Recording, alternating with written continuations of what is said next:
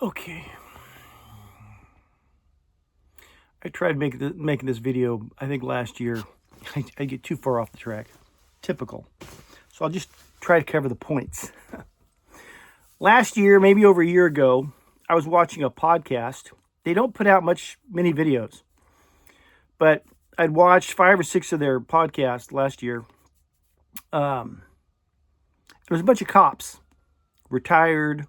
Some retired and became instructors for other cops, this kind of thing. But they all had over a decade of experience and veterans, police force, not military. Some came from a military background, but they're speaking as cops. A couple were detectives and all this stuff. And there's some things they said that really caught me off guard. I thought, wow, I never thought of that. But they talked about carrying a secondary firearm, and I'm speaking about self-defense, but they talked about carrying a secondary firearm, and then now the primary weapon that they carry today, 2024 at that time, a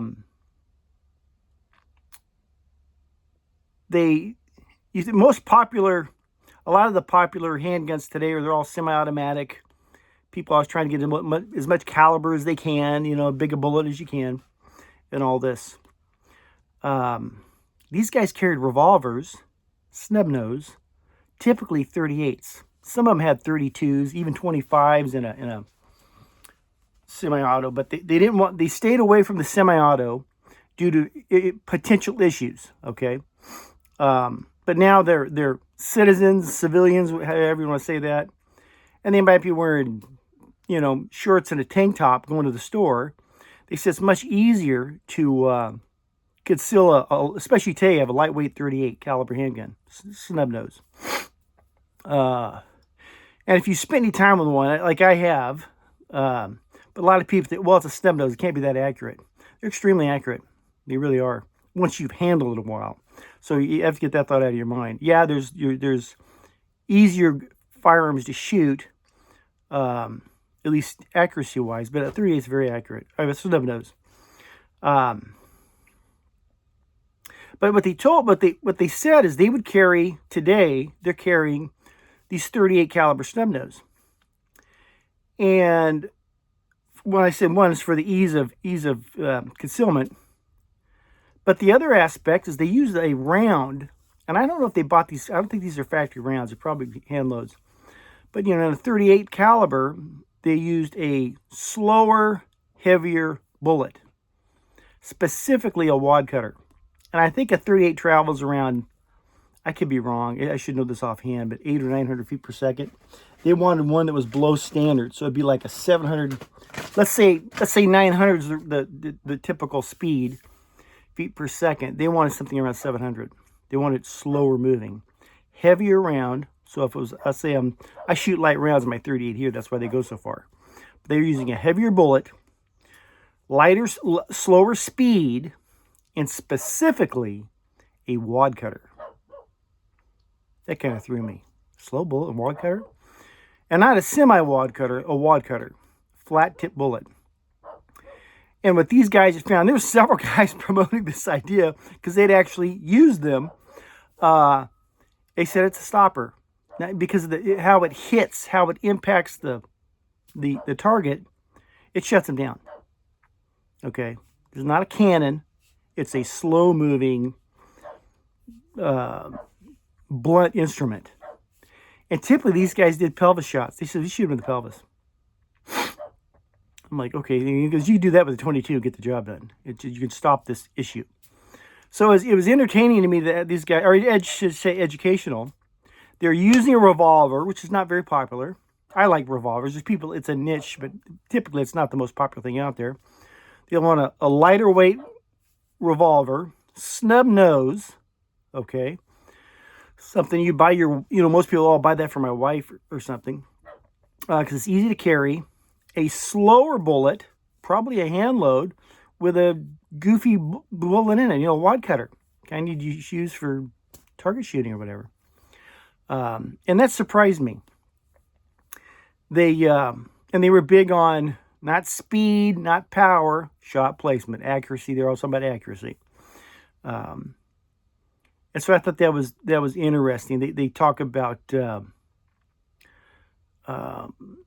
especially the guy talking about shooting them in the pelvis. I thought that was, basically aim for center mass. He said, no, aim for the pelvis. They're done.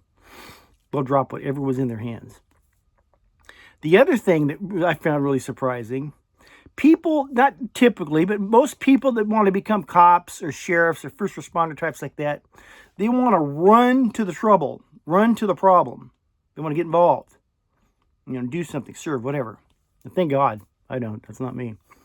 But they want to run to the issue. And these cops talk about how they had to break themselves of that, to where it's now, if it's you and your children at the grocery store, the cop will tell you, I'm getting my kids out of there. We're done. We're going to be no superhuman thing going on, or, sacrifice myself for the system I no longer work for.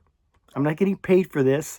I do not have an attorney supplied for by my department or any of this. I'm on my own out there. He says, I'm not getting into it. This firearm is getting me and my family out of here. Now, after that, once we're in a position of safety, yeah, we can make a call or do whatever we need to do. But they said how they had to break themselves of that instinctual habit to run to the problem.